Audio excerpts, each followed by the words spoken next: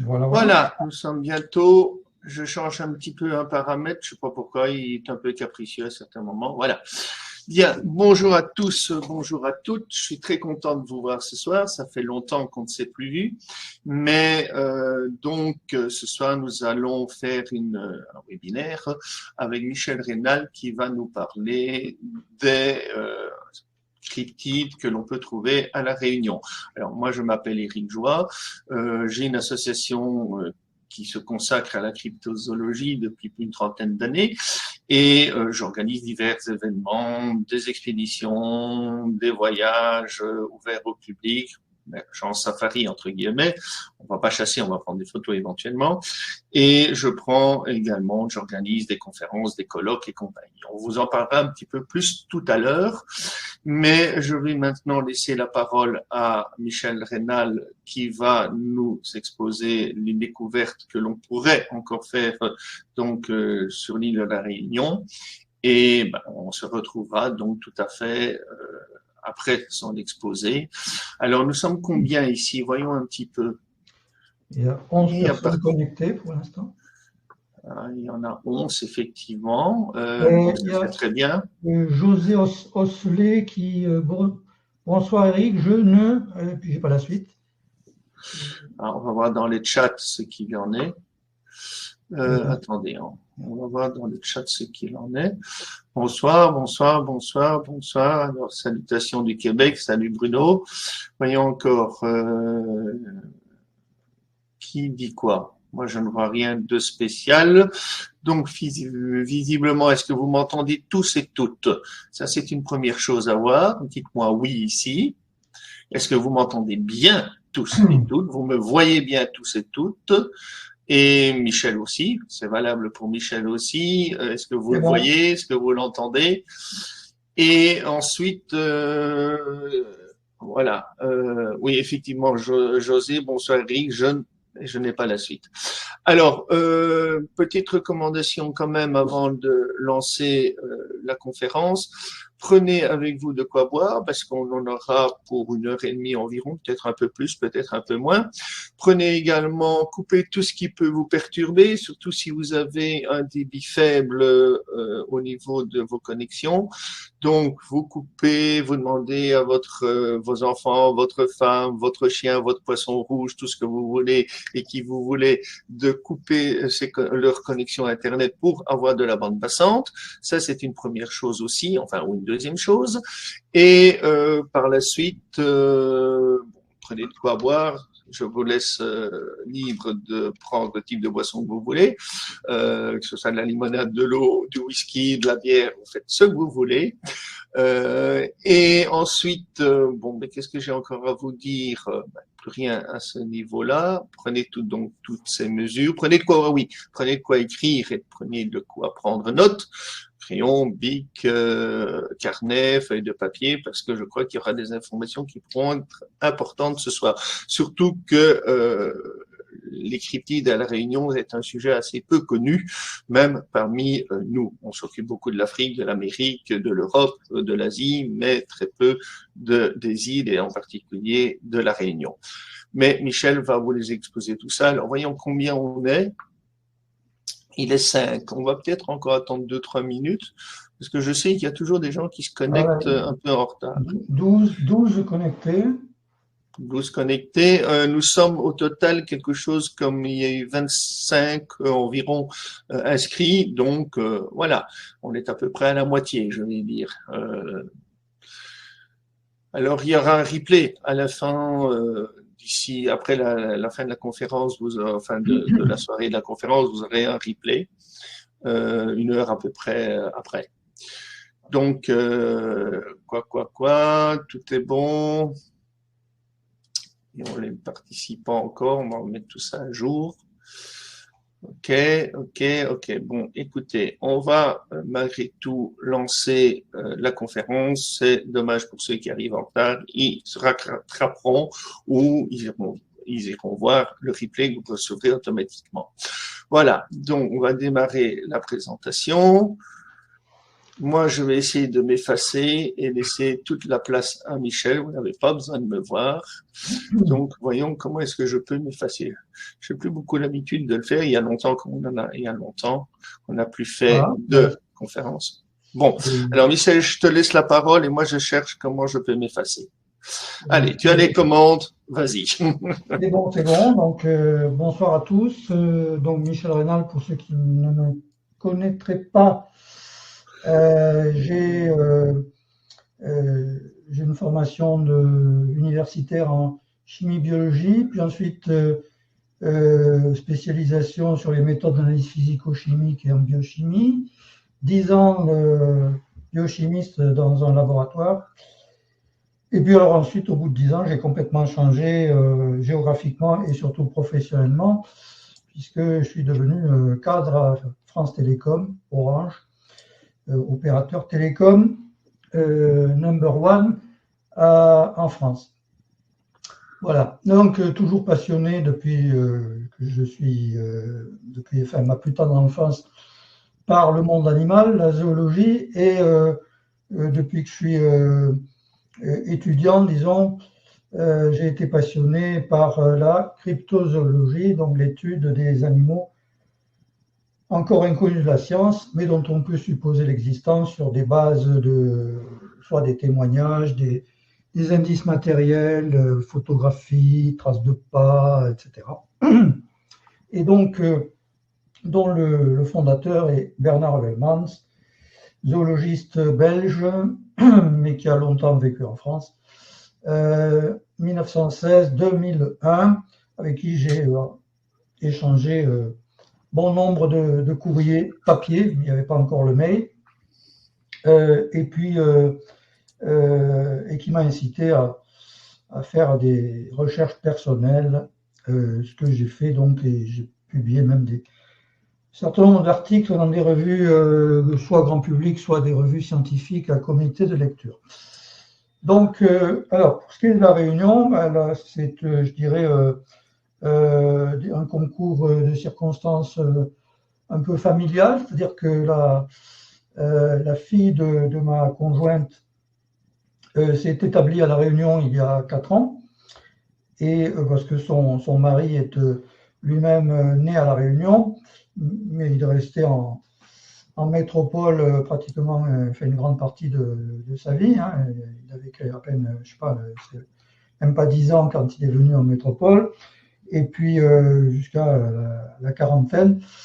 Voilà, et donc ils se sont installés, le couple et leurs trois enfants, à La Réunion. Donc ça m'a donné l'occasion d'aller plusieurs fois à La Réunion ces 4 dernières années. Et donc de m'intéresser à la faune de l'île, et puis aussi allons-y pour les néologismes, à la cryptofaune de la Réunion, c'est-à-dire la faune mystérieuse encore inconnue de la science de la Réunion. Donc alors, c'est quoi la Réunion? Alors, petite remarque, là, c'est pas je vais pas vous faire la conférence que je ferai à Dinan en Belgique le mois prochain.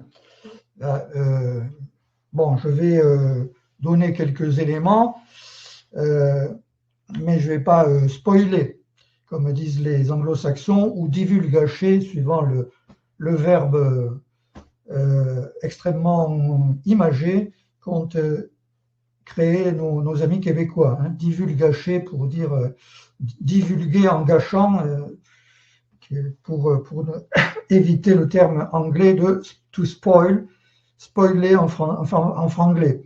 Donc alors, ceci dit quand même, quelques mots sur la Réunion. Alors c'est à 10 000 km à peu près de la métropole, donc ça fait une bonne douzaine d'heures d'avion pour y aller. Enfin, si on peut y aller aussi par bateau, mais là c'est un peu plus long. Donc la Réunion, c'est un département français d'outre-mer, code postal 974. Hein, donc c'est les départements d'outre-mer, c'est 97, enfin 997 quelque chose. Donc la Réunion 974. avec la latitude, vous voyez que c'est à 21 degrés 8 minutes sud de latitude sud, donc c'est dans l'hémisphère sud. Les saisons sont inversées, bien sûr, donc là-bas en ce moment, c'est on va vers l'été, quoi. Alors que nous, on va vers l'hiver. D'accord? Donc là-bas, c'est le printemps, quoi. C'est pas loin du tropique du Cancer, donc à l'est de Madagascar. Et les trois îles que vous voyez là, donc la Réunion, l'île Maurice fameuse pour l'oiseau dont on va parler un peu d'ailleurs, le dodo de l'île Maurice, c'est là qu'il vivait, et l'île Rodriguez, plus petite bien sûr. Ces trois îles et puis éventuellement quelques îlots, quelques rochers forment ce qu'on appelle les Mascareignes, qui ont certaines affinités au niveau de la faune. D'accord. Oh, le dodo, oui. Bon, alors, non, je continue, pardon. Quick. Alors, la Réunion donc, environ 70 km du nord-ouest au sud-est, hein, 50 km de large, 2500 km² environ de superficie. Le point culminant de la Réunion et d'ailleurs de l'océan Indien, c'est le Piton des Neiges, vous voyez, qui, ici au centre de l'île, plus de 3000 mètres d'altitude. Le fameux Piton de la Fournaise qui entre assez souvent en éruption, qui est vers la partie est de l'île, 2630 mètres d'altitude environ. Voilà. C'est une île qui est assez peuplée, 900 000 habitants environ. Enfin, on n'est pas loin de 900 000 habitants. Ça fait 360 habitants au kilomètre carré. Donc, c'est à peu près la même densité de population que la Belgique. Hein. Pour donner une idée, la métropole, la France métropolitaine, c'est une centaine d'habitants au kilomètre carré. Mais l'essentiel de la population est répartie sur des grandes villes qui sont en fait tout autour de l'île, pratiquement sur le rivage. La Saint-Denis, le chef-lieu, je dirais, est justement sur le nord, et l'aéroport est juste à côté, enfin quelques kilomètres à côté. Voilà. Donc, en fait, l'intérieur de l'île est pour une bonne partie encore resté très sauvage. Et donc, il n'est pas étonnant que des espèces animales encore inconnues, alors vous n'attendez pas à trouver, je ne sais pas moi, un brontosaure ou quelque chose comme ça, mais en fait, bon, et voilà. Alors, justement, lors de ma conférence à Dinan le mois prochain, je traiterai les trois derniers sujets en long, en large et en travers. Un hibou inconnu de la science, une chauve-souris, en fait, chauve sans S. Hein. Au début, je voulais mettre des chauves-souris inconnues, S au pluriel, mais donc, quand j'ai modifié, vous voyez que je suis resté avec une faute d'orthographe, dont je vous prie de m'excuser. Et puis, le soi-disant dodo de la Réunion. Voilà. Alors, et puis, un autre sujet, donc là, que je vais vous présenter de manière plus approfondie, le pétrel de Barrault. Là, par contre, j'en parlerai très peu à Dinan. Le pétrel de Barrault, c'est pour vous montrer que, effectivement, il est parfaitement possible de découvrir, je dirais, de nos jours. Bon, là, c'était dans les années 1960, un oiseau encore inconnu de la science, nouveau pour la zoologie.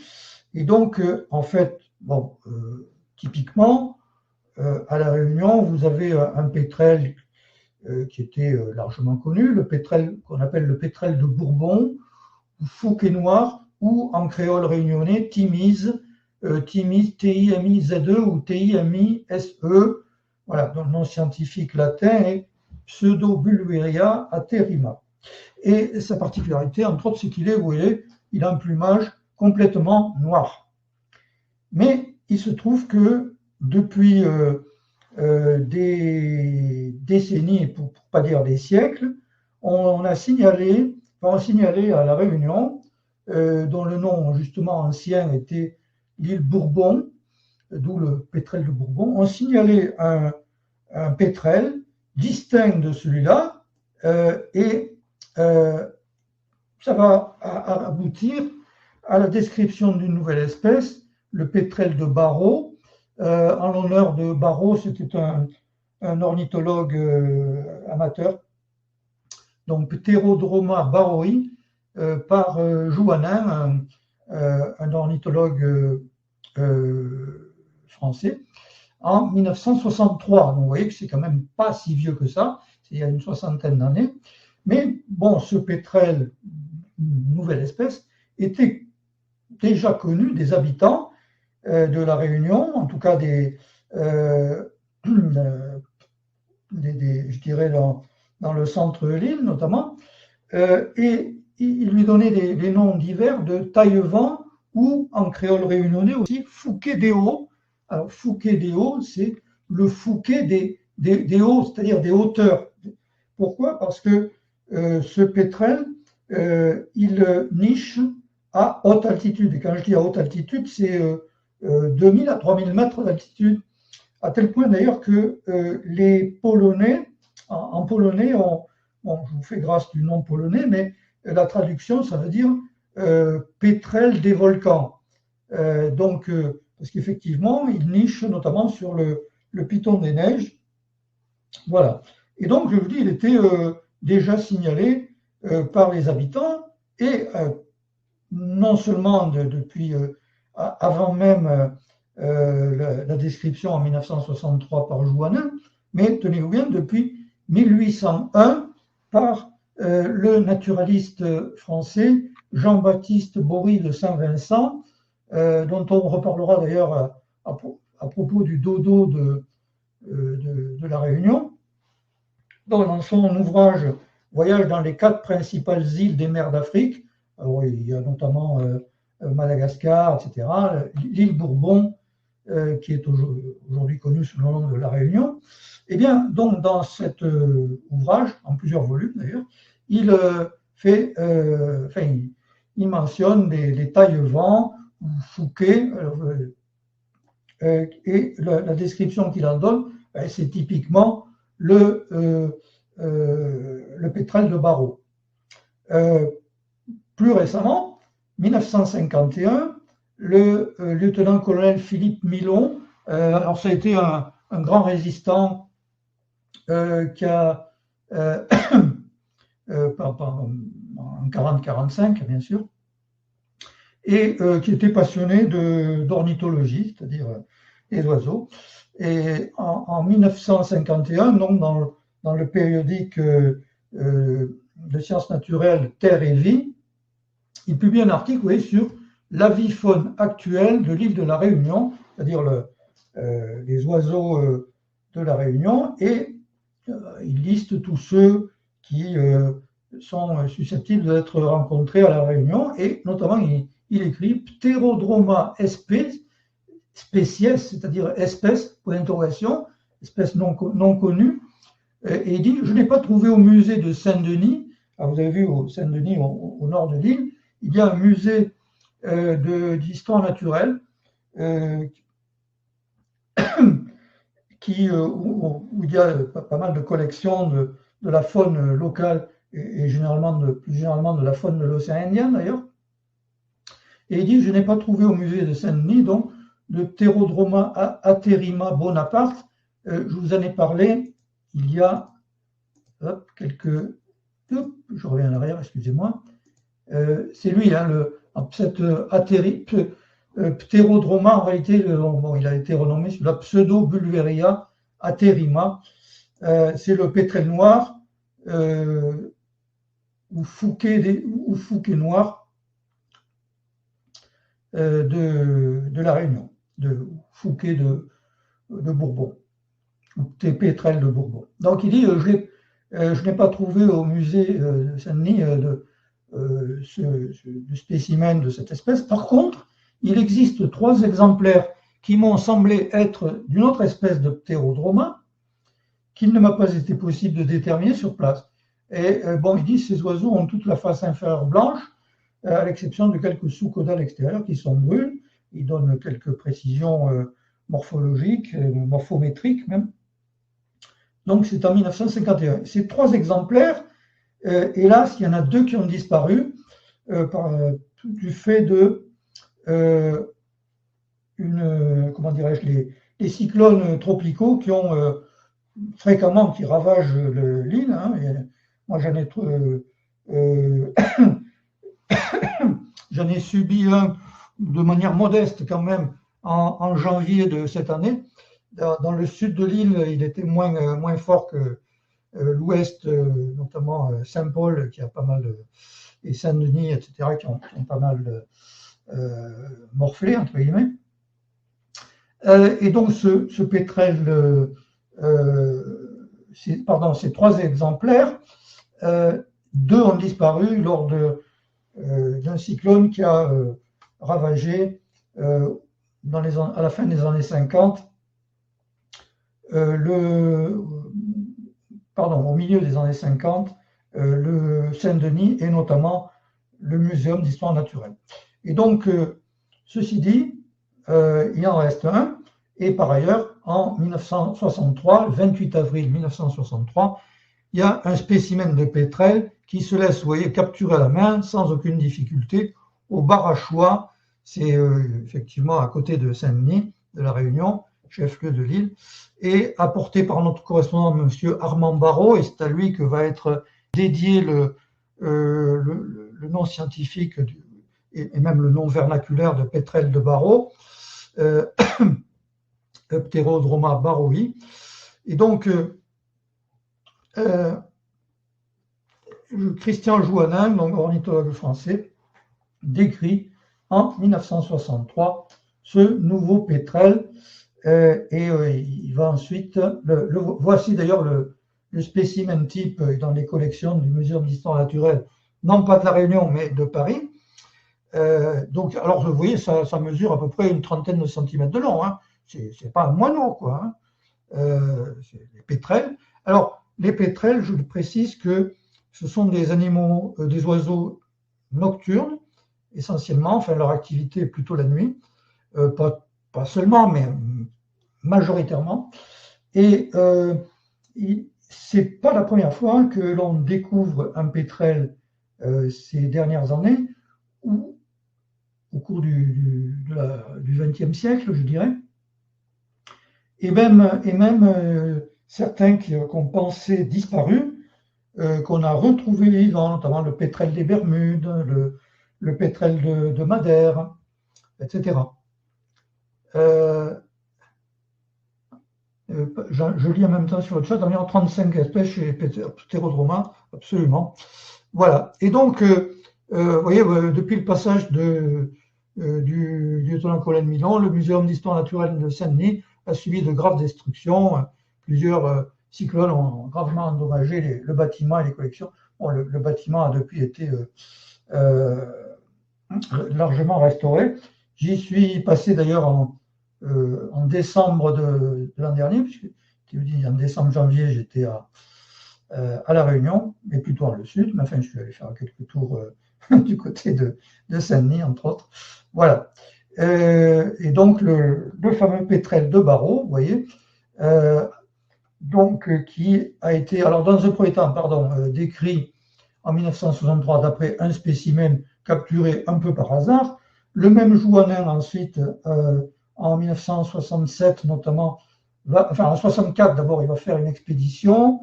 En 1967, rebelote, et il va préciser les lieux de nidification, avoir une idée de le nombre d'individus.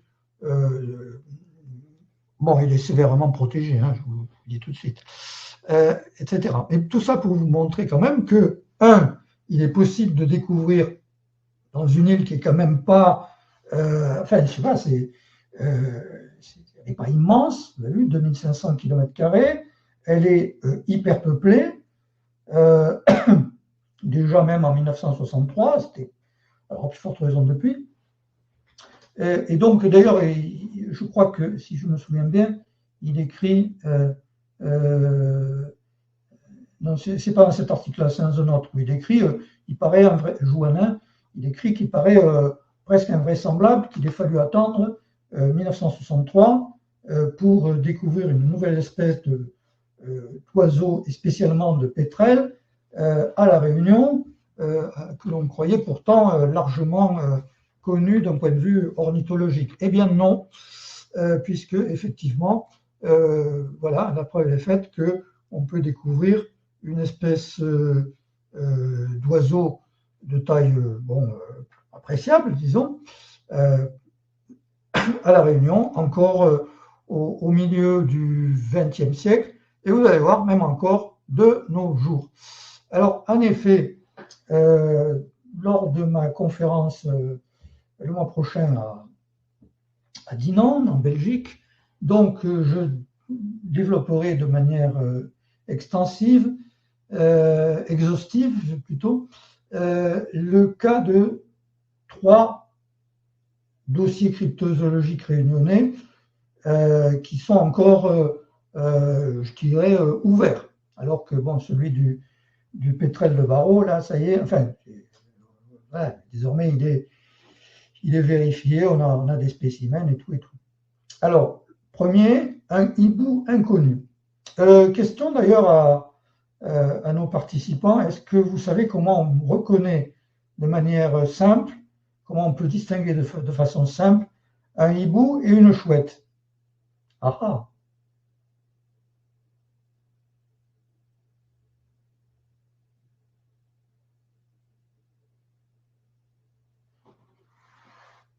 Hein, pas de réponse dans le chat? C'est la découverte d'une variante, pas vraiment de nouvelle animale. Qu'en pensez-vous? Non, non, c'est bien une nouvelle espèce.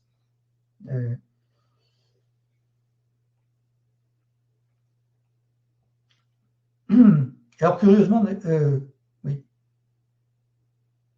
Curieusement d'ailleurs, le pétrel de Barreau, génétiquement, il est proche d'un qui vit aux Antilles, qui est assez étonnant. Les Christophe R, les plumettes sur la tête. Oui, pour le hibou, pas pour la chouette. Non, on appelle ça des aigrettes. Alors, ça ressemble à des oreilles, effectivement. Donc, les hiboux ont des sortes d'aigrettes. Et par contre, les chouettes n'en ont pas. Voilà. Alors, un hibou inconnu, alors lui, apparemment, il n'a pas été signalé par les voyageurs, les naturalistes qui ont exploré l'île au cours des 2 derniers siècles, je dirais. Encore que j'ai un rapport italien, c'est de 1700 à peu près, qui fait allusion à des rapaces nocturnes, et donc il pourrait s'agir de cet oiseau. En tout cas, lui, par contre, il a été observé récemment, donc depuis 1983 et je dirais jusqu'au début du 21e siècle, et même des cris non identifiés, entre guillemets, ont été enregistrés de ce hibou, alors qui s'apparentent aux cris de certains hiboux, mais notablement différents quand même. Et donc les naturalistes, alors pas forcément des spécialistes de l'oiseau, il y a notamment un entomologiste en 83 qui a observé à 2 reprises ce hibou. Enfin, pour lui, ça paraissait banal. Voilà, j'ai vu un hibou. Voilà. Il chassait notamment des lépidoptères, des papillons, enfin des insectes en général, mais spécialement des lépidoptères, avec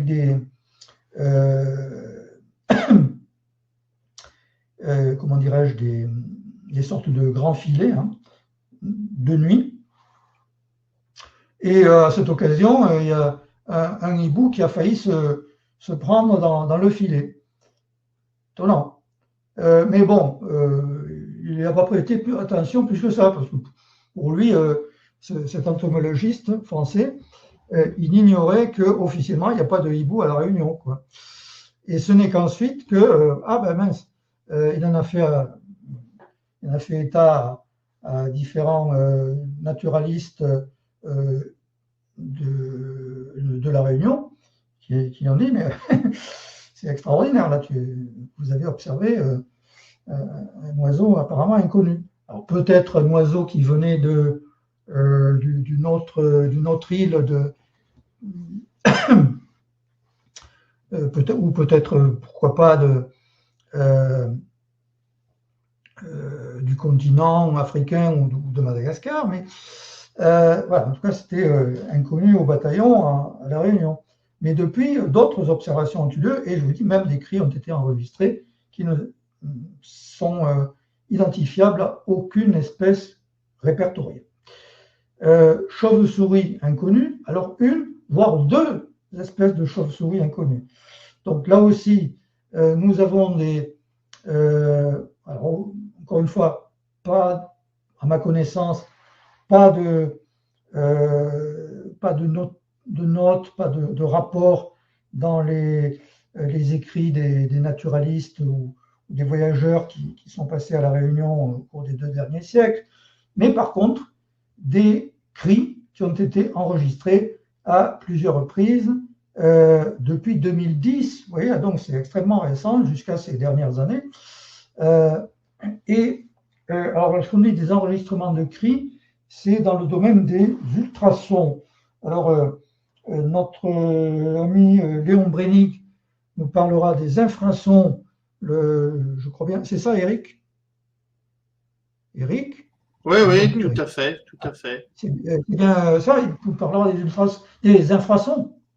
Il avait déjà fait une conférence en 2010 ou 2011, et il va refaire une conférence, peut-être certainement pas la même qu'il a fait il y a une quinzaine d'années, mais voilà quoi.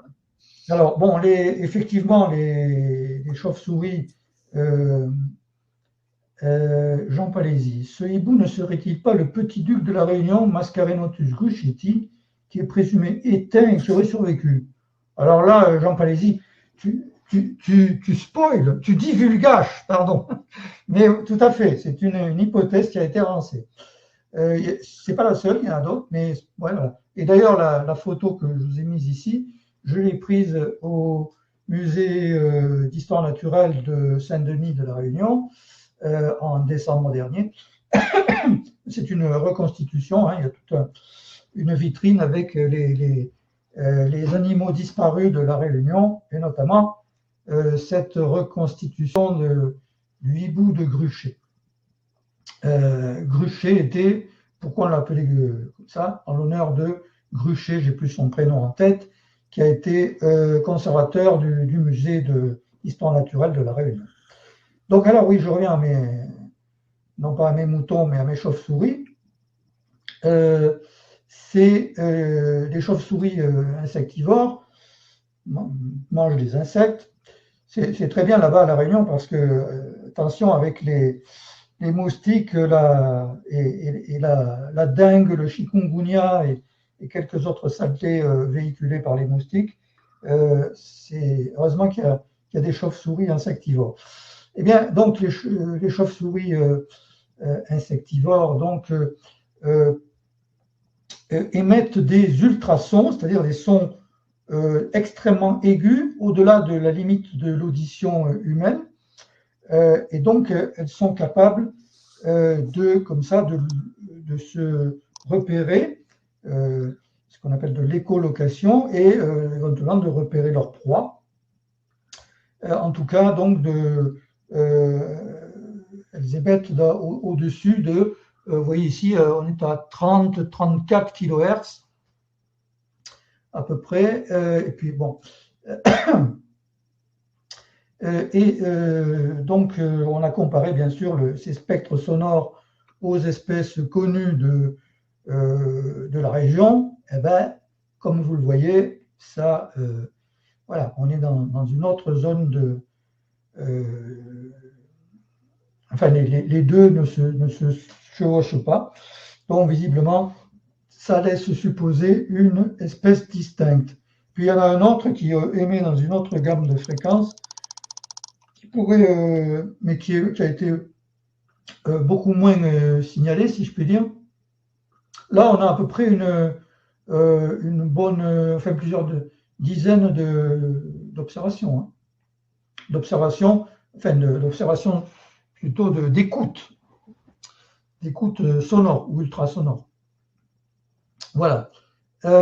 Et alors, là aussi, hypothèse, bon, il y a deux espèces de chauves-souris présentes à La Réunion et deux autres qui ont disparu. Alors, s'agit-il des deux espèces qui ont disparu, qui survivraient encore de nos jours, ou une espèce encore inconnue, ou voilà. Enfin, bon, il y a plusieurs hypothèses concurrentes, en tout cas, qui sont avancées, jusqu'à temps qu'on n'ait pas capturé là ou les deux chauves-souris en question, l'énigme n'est pas encore complètement résolue. Et puis, alors, dernier sujet cryptozoologique que je traiterai le mois prochain, là aussi en totalité, le dodo, alors, de La Réunion. Alors, vous connaissez certainement tous, ou en tout cas pour beaucoup d'entre vous, le dodo de l'île Maurice. Donc voici une reconstitution. C'était une sorte de très gros pigeon, si vous voulez, incapable de voler, avec un bec absolument énorme, qui a été chassé pour sa chair, et donc qui est disparu de l'île Maurice au XVIIe siècle, quelques décennies après avoir été découvert, en fait. On en possède un certain nombre de spécimens dans des musées aux quatre coins du monde. On en possède aussi pas mal de représentations, des dessins ou des tableaux, des peintures, essentiellement hollandaises d'ailleurs, du 16e, fin 16e et début 17e siècle, oui. Voilà. Et qui est donc exterminé depuis. À La Réunion, il y a des rapports de voyageurs au XVIIe et au XVIIIe siècle qui ont fait état d'un oiseau qu'on a songé à rapprocher lui aussi du dodo. Il existe un texte d'un voyageur hollandais, Bontekoe, qui au début, vers 1640 de mémoire, écrit que dans l'île que nous connaissons aujourd'hui sous le nom de l'île de la Réunion, vivent des oiseaux assez gras, incapables de voler, auxquels il donne le nom de Dode Hersen, qui est un des noms hollandais attribués au dodo de l'île Maurice. Et donc, à partir de là, et puis il y a d'autres comme ça, d'autres témoignages, on va estimer qu'il existe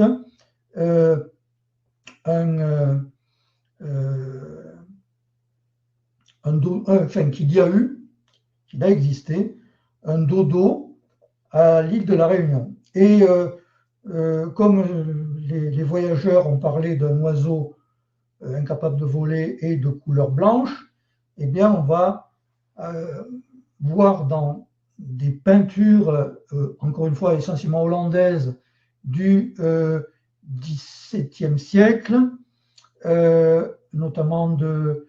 je n'ai plus le nom en tête, excusez-moi, peu importe, des peintures représentant un dodo blanc, eh bien, on va penser qu'il s'agit du dodo de la Réunion, puisqu'on a parlé d'un oiseau de couleur blanche et que le voyageur Bontekoe parlait lui aussi d'un dode hersen, c'est-à-dire d'un dodo.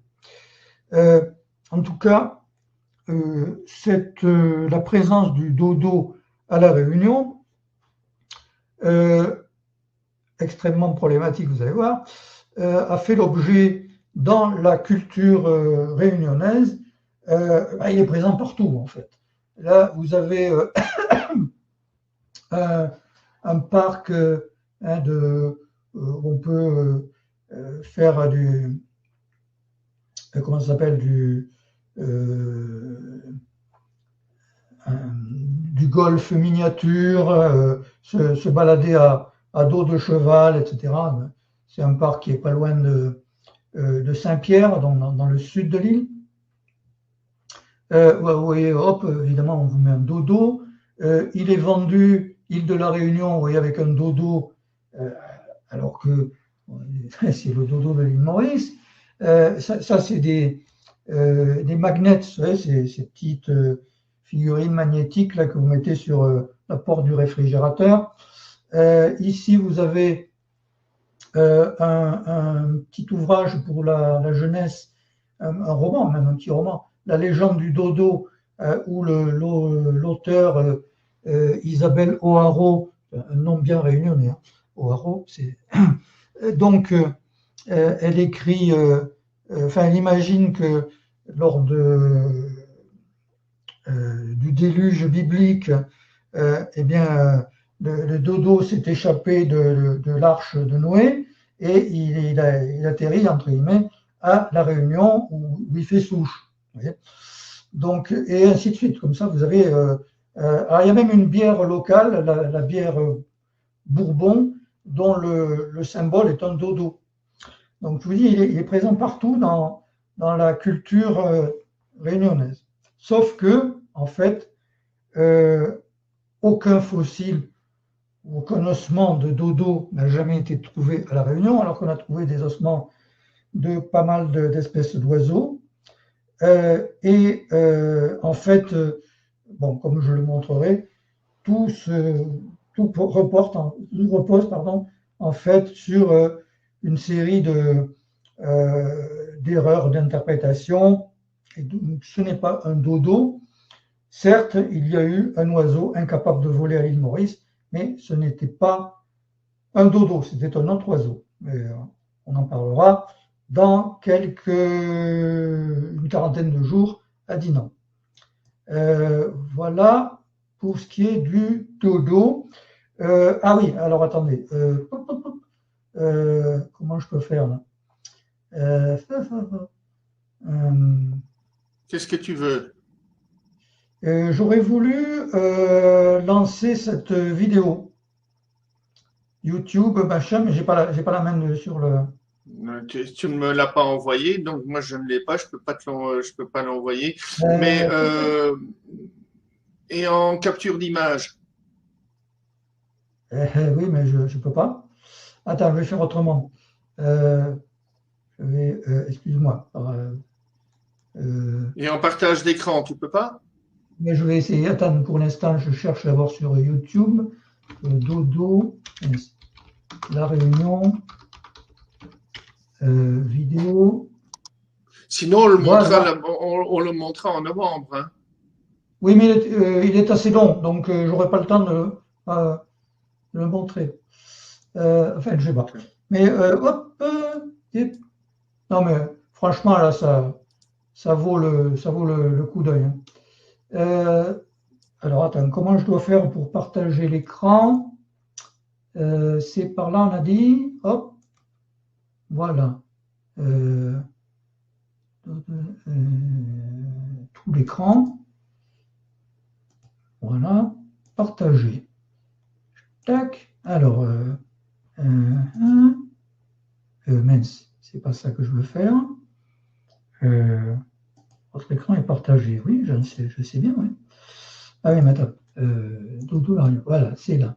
Hop. Alors, sur YouTube.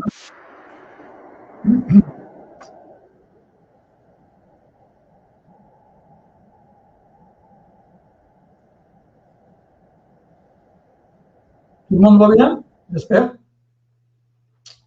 Ignorer la pub.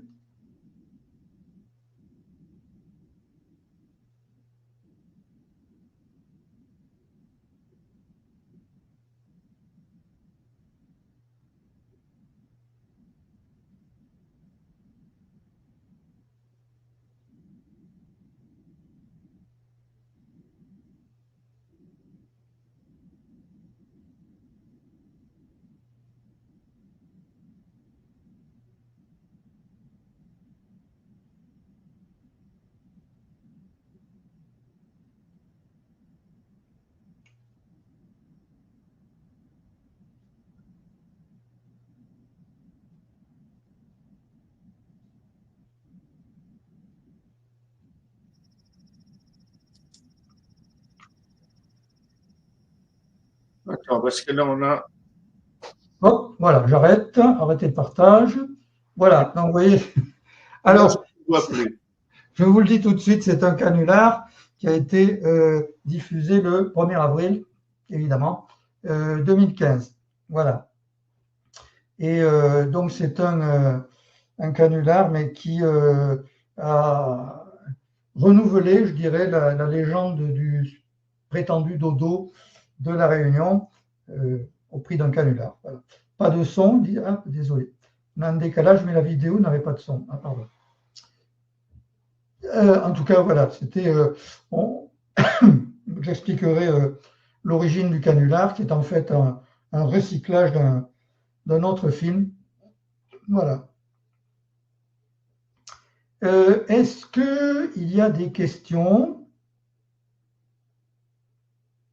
sur le chat? Alors, attends, je reviens en moi. Oui, taille moyenne, oui. Les plumettes sur la tête. Voilà. Le nom officiel du hibou de Gruchet est Otus gruchiti. Mascarenotus ne serait que le nom d'un sous-genre regroupant les trois espèces voisines. Oui. Alors, il y avait d'ailleurs un hibou à l'île Maurice qui, lui, a survécu plus tardivement, relativement tardivement. Pardon, l'île Rodriguez, autant pour moi. Qu'est-ce qu'on a encore? Ça me fait penser à Patrice Fay et Gustave, le chapeau et le style. D'accord. Voilà. Bien.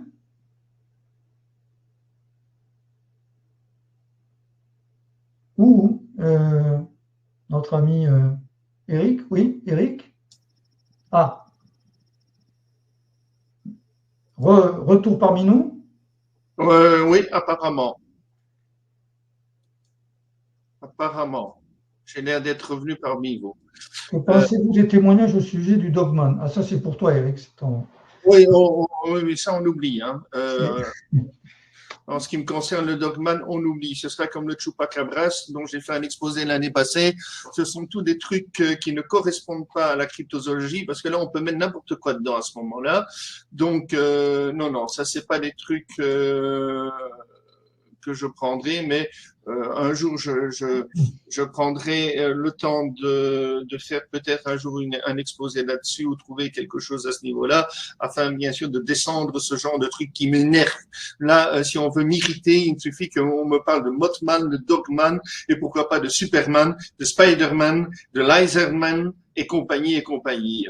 Voilà. Donc, voilà. Est-ce que bon, je suppose que vous me voyez tous maintenant de nouveau. Hein. Donc voilà. Bien. Alors Michel, tu as terminé? Ma foi, oui. Bien. Alors, bien écoutez, on va passer à la deuxième partie de la conférence ici. C'est-à-dire, bien sûr, Michel vous en a déjà un petit peu parlé. Et ce sera de parler du prochain événement qui aura lieu au mois de novembre. Mais laissez-moi le temps de lancer la diapositive en question, si Dieu le veut. Ah.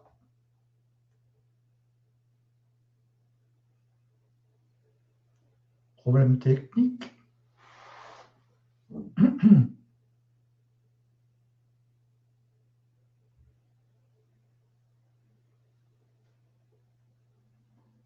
Hmm.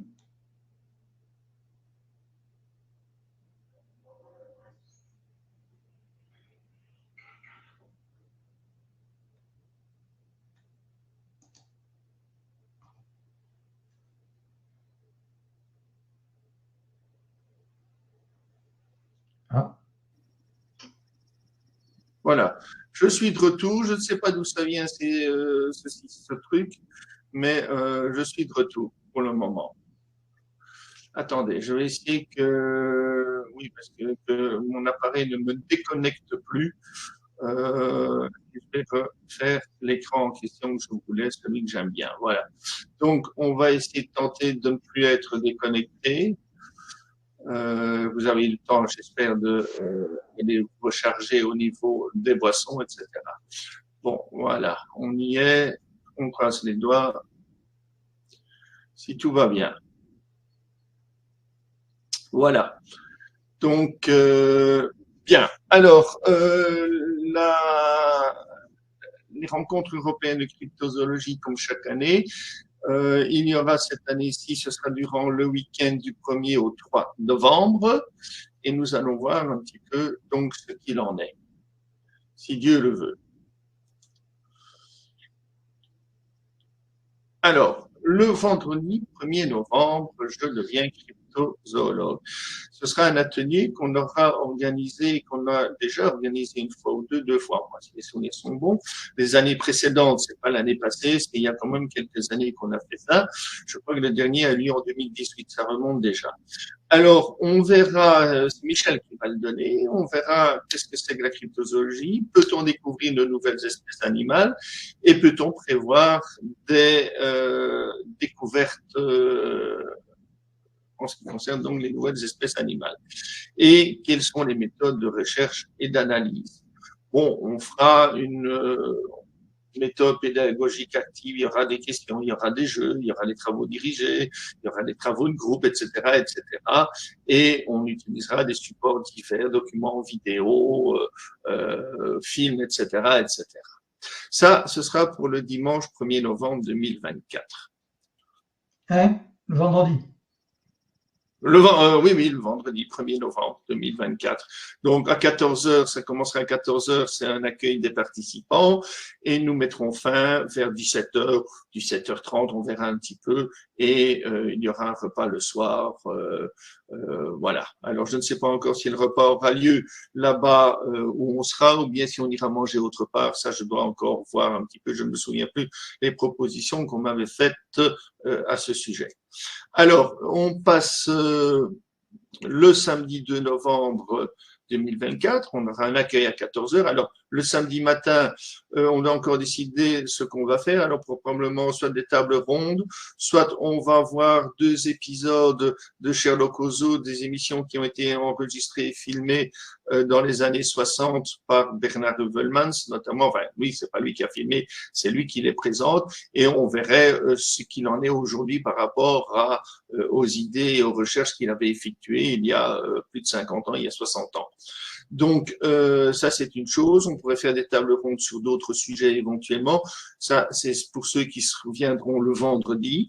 Ou bien, on fera un jeu. J'ai plusieurs jeux cryptozoologiques. On pourrait mettre cela en place aussi. Enfin, bon, on verra comment on pourra occuper de façon utile ces 2-3 heures qui nous restera avant l'après-midi ou à 14 heures, nous aurons l'accueil. Alors, on réserve généralement le samedi après-midi pour les Britanniques. Pourquoi?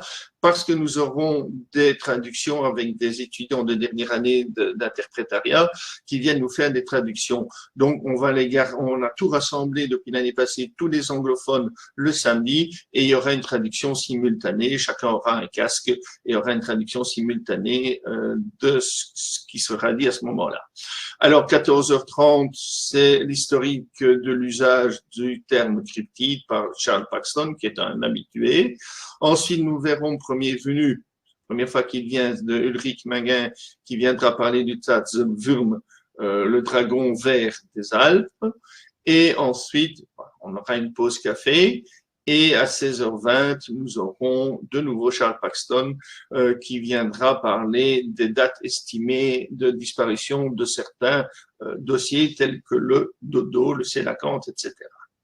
À 17h10, Richard Freeman viendra pour la première fois aussi nous expliquer et nous exposer ces différentes expéditions sur les traces des animaux inconnus à travers le monde. Donc voilà. Et la journée se terminera par un apéritif, un banquet et une soirée. Alors durant la soirée, Michel me suggère de passer le film de 1925, donc c'est un film muet, qui est la première version du Monde perdu, le roman, donc la première version cinématographique du roman de Conan Doyle, d'Arthur Conan Doyle, qui est, pour ceux qui ne le sauraient pas, et je doute que vous êtes dans ce cas-là, qui est le père de Sherlock Holmes. Alors, donc le film Le Monde perdu sera présenté toute première. Il y a eu plusieurs versions depuis, hein, mais c'est la toute première version datant de 1925. Puis on pourra, voilà, comment on occupera la soirée du samedi 2 novembre. Et version muette, évidemment, 1925, oui, mais avec des intertitres en anglais, mais enfin assez facile à traduire. Alors, et surtout, cette version est extrêmement proche du roman initial de 1912 de The Lost World, Le Monde perdu, d'Arthur Conan Doyle. Oui, oui.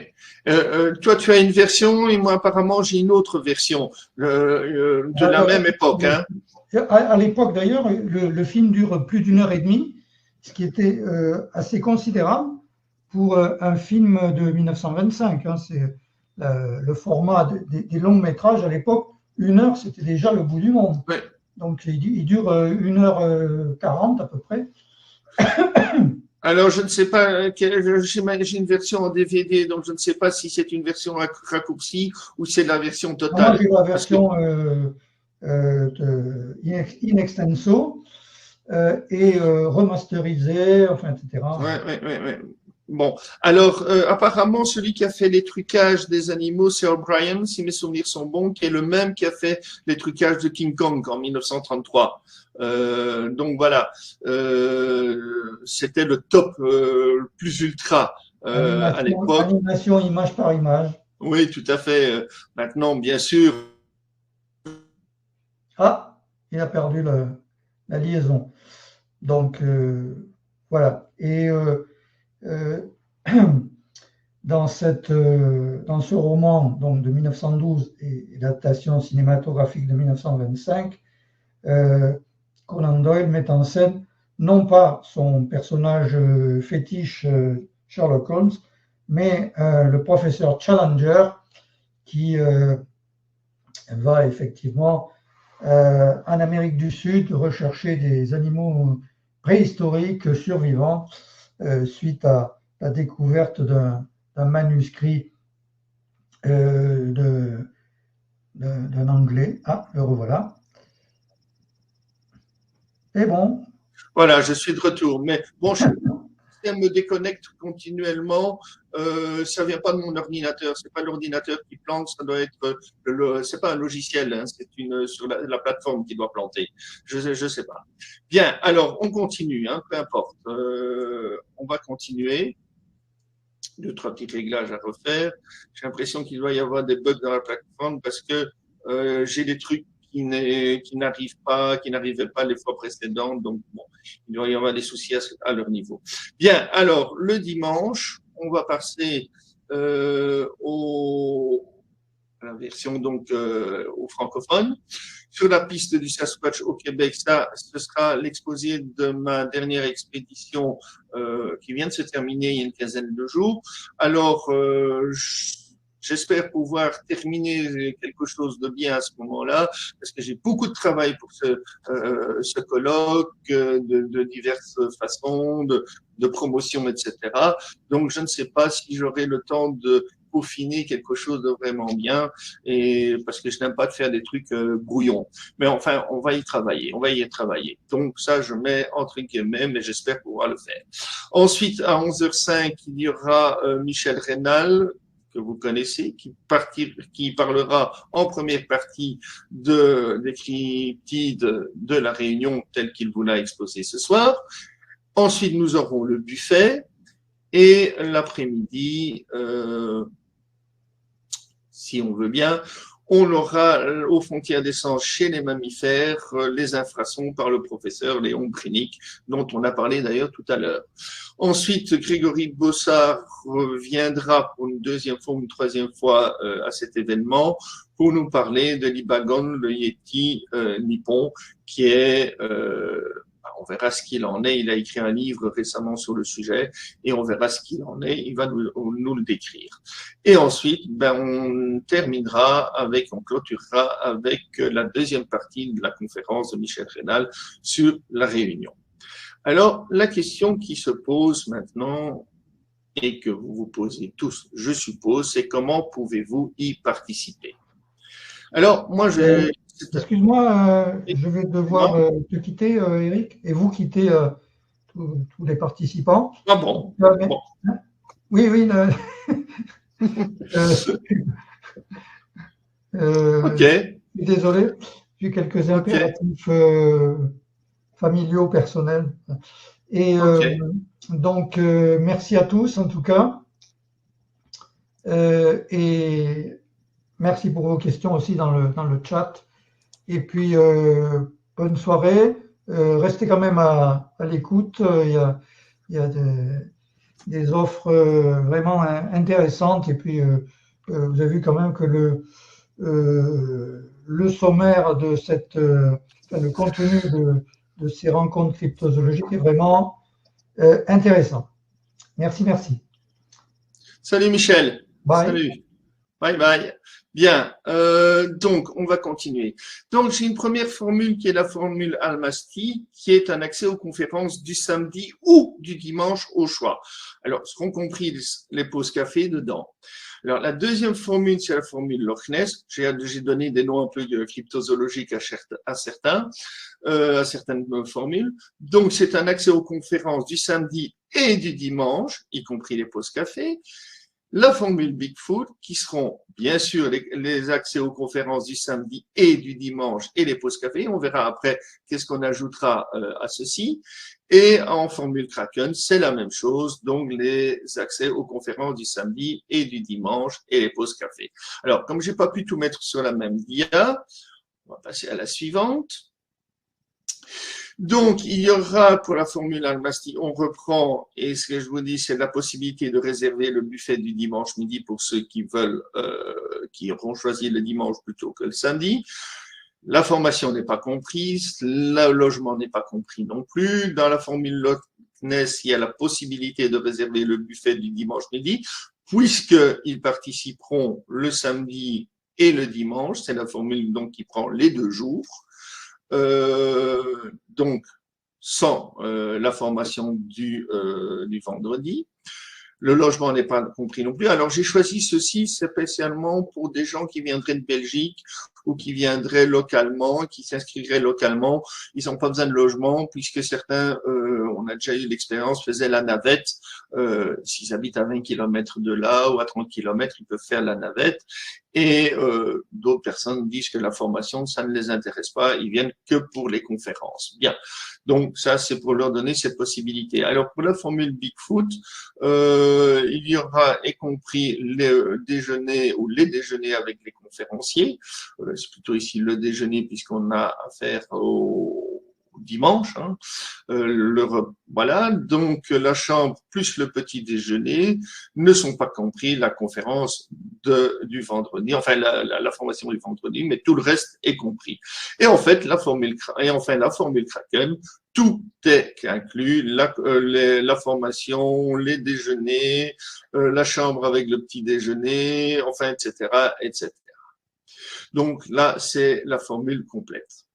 Alors, quelle est votre participation pour participer à l'une de ces formules? Le grand mystère.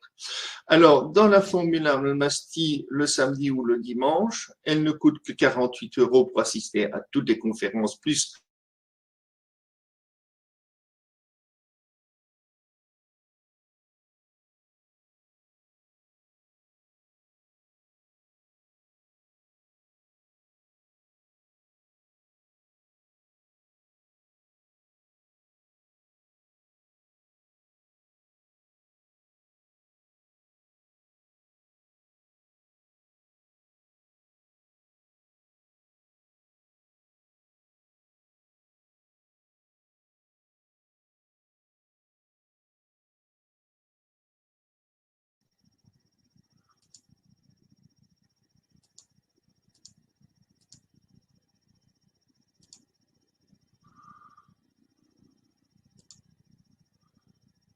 me voilà de retour. Oui, c'est chaque fois j'ai un message, impossibilité d'ouvrir la page et je suis déconnecté. Bien, donc il faut que je me reconnecte.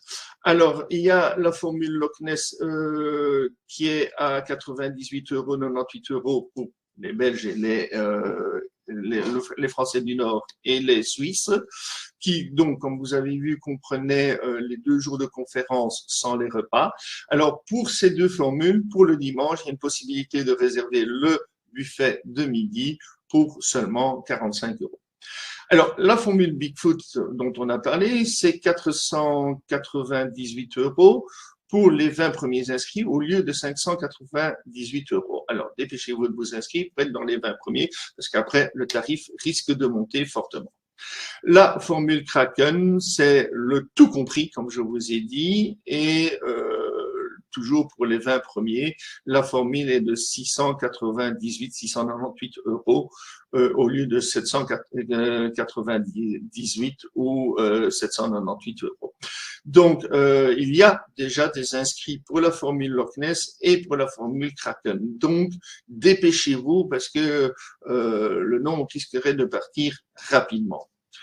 Voilà, donc ça c'est une possibilité. Vous voyez que j'ai essayé de faire toute une gamme de prix pour permettre à tout le monde de venir, absolument tout le monde de venir, quel que soit l'endroit où il vit, quelle que soit la formule qu'il choisit, avec des prix que j'ai tout à fait. Alors, vous vous inscrivez dans d'autres formations, dans d'autres webinaires, dans d'autres salons. Moi, je l'ai fait et on dépasse largement les 1000 €.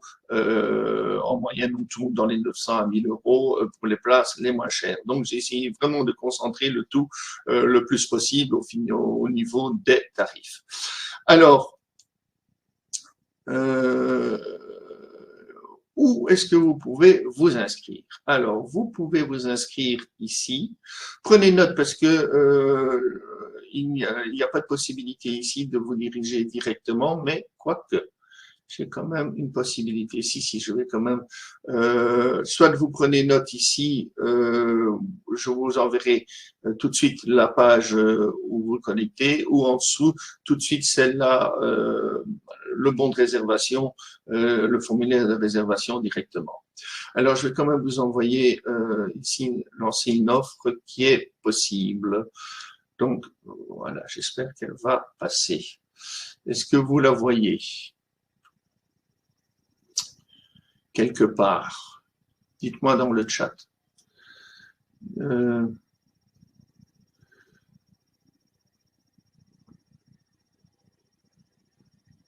Alors oui, tu as raison, où c'est oui, je vois où c'est. Je ne l'ai pas noté. Ah mon Dieu, un oubli de ma part. Alors ce sera, mais vous le trouverez ici dans l'offre, ce sera à Dinan, au Castel de Pontales, qui est un hôtel destiné aux conférences. Ceux qui ont l'habitude le connaissent. Dinan en Belgique, à ne pas confondre avec Dinan en France. Et donc, c'est dans la vallée de la Meuse, très bel endroit. Il y a personne autour. Alors, le Castel de Pontales est un ancien château qui a été construit en 1810. Donc à l'époque de Napoléon, et maintenant c'est devenu un hôtel, principalement un hôtel de conférence. C'est pas vraiment l'hôtel, on peut, mais c'est pas vraiment l'hôtel destiné à aller passer des vacances en famille. On peut le faire, hein, bien sûr, mais il est surtout centré sur les conférences.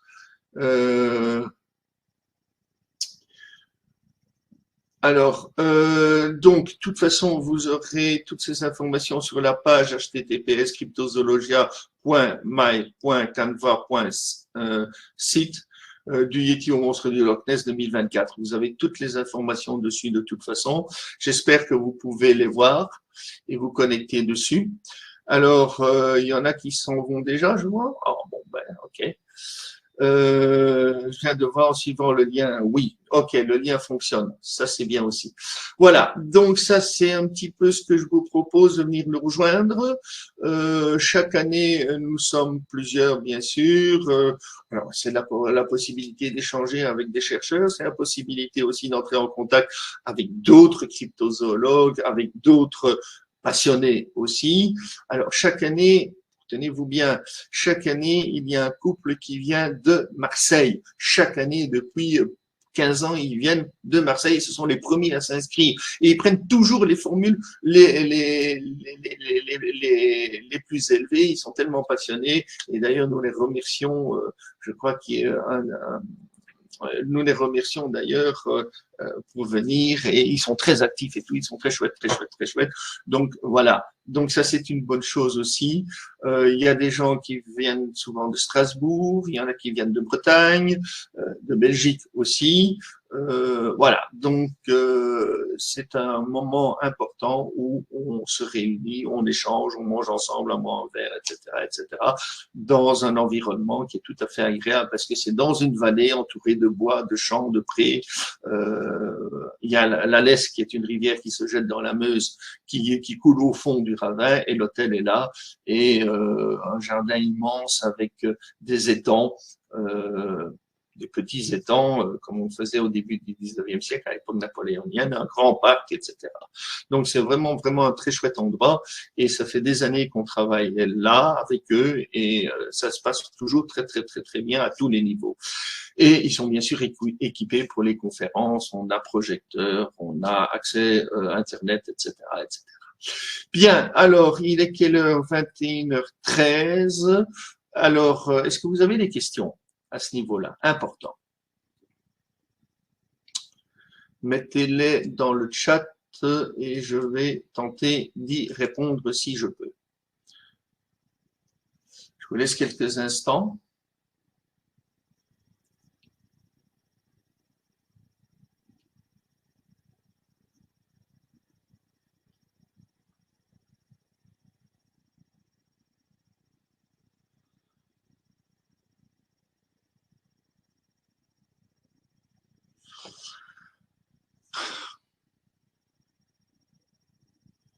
Bien, alors, apparemment, tout ce que j'ai expliqué est clair. Oui. Ok, pas de questions? Non? Vous avez tous bien entendu, tous bien compris. De toute façon, vous retrouverez ça sur la page de l'offre et vous retrouverez ça aussi sur donc le site au-dessus, tous les détails. On reprend en détail aussi ce que je n'ai pas fait ici, les résumés des conférences. Donc, c'est un peu plus détaillé. Tout ça, vous retrouverez sur la page en question et la possibilité de vous inscrire. Bien sûr, il y a un lien direct. Alors, je préfère pour l'inscription que vous vous inscriviez directement sur le compte bancaire. Pourquoi? Parce que si vous passez par PayPal, j'ai d'ailleurs quelques difficultés à faire ça sur PayPal. Enfin bon, il y a eu des problèmes techniques. J'ai dû les résoudre d'une façon ou d'une autre. Et je préfère que vous me versiez pour les Européens, c'est très facile de le faire. par le compte IBAN directement, parce que là, ça m'évite de payer des frais à PayPal ou à une autre plateforme. C'est, je crois, c'est 3% ou 4%, etc. Je préfère les avoir dans ma poche que de les avoir dans leur poche à eux. Donc, voilà, inscrivez-vous directement sur le compte bancaire par le compte IBAN, c'est beaucoup plus simple et moi, ça m'arrange aussi. J'avais des questions sur le dogma, mais je crois que le sujet est sensible, même si je suis d'accord avec vous. C'est un peu hors sujet. Hein. Déjà inscrit pour Pontales. Oui, Jean, tu fais partie du couple dont je parlais. Tu viens effectivement avec Joël, qui est ta femme, et vous êtes là depuis des années, je ne sais plus, ça doit être 2010, ou peut-être même avant. Donc ça c'est très... Non, c'était même avant 2010, oui, alors qu'on était encore à La Roche-en-Ardenne, oui, tout à fait. Enfin, à côté de La Roche-en-Ardenne, à Hongrie, oui, tout à fait. Donc tu viens chez nous depuis 20 ans, peut-être. Tu assistes, oui, ça doit être cela à peu près. Oui, c'est vrai. Alors, Lazare de Bunkani me dit c'est la crypto à la mode. Malheureusement, oui. Mais j'ai l'année passée, comme je vous ai dit, je me suis attaqué au chupacabras. En espagnol, chupacabras, c'est le suceur de chèvre. Et j'ai démoli le sujet de façon, bien sûr, tout à fait rigoureuse en disant que, alors, il y avait des parallélismes à faire que je n'ai pas eu le temps de faire avec Nessie, le monstre de Loch Ness, sur certains points. Mais voilà. Donc, on pourra en discuter éventuellement lors de la table ronde ou à un autre moment lors du colloque. 15 ans, me dit Jean Palaisie. Oh, plus que ça. Puisqu'on a commencé là-bas au Castel de Pontales vers 2010-2011.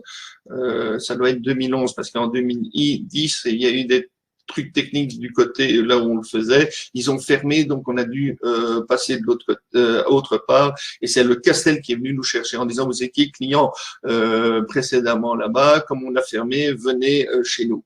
Donc voilà, c'est à partir de 2011, je crois, je dois vérifier, oui, 2011 ou 2010 qu'on est au Castel. Et toi, tu étais déjà là avant, vous étiez déjà là avant, à partir de peut-être 2007, 2008, dans ces environs-là, 2009 peut-être. Mais voilà.